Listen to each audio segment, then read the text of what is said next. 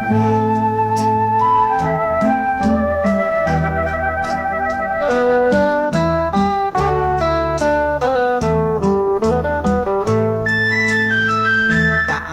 ពីមុនត្រចាំកាយា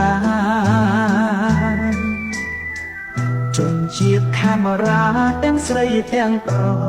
ស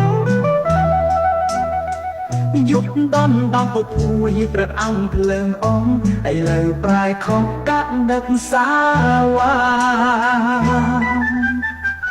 ធម្មជាតិមិនទៀនរដូវផ្លាស់ប្ដូរកាប់ដឹកខ្លាយមកជាខែធម្មតាវ័យក្នុងលោកគឺអនត្តាព្រះពុទ្ធបិតាអ្នកវិជ្ជាសាហានិក៏ចេះពិចារណាគិតព្រៀនប្រា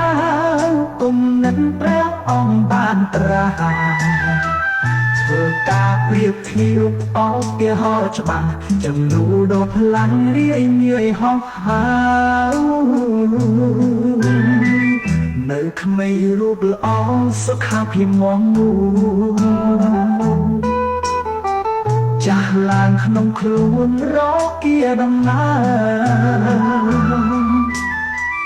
កុំឡើងថយចុងថ្មិញបាក់មិនដាវសក់ស្រូវក្បាលលើបាត់បងសំរ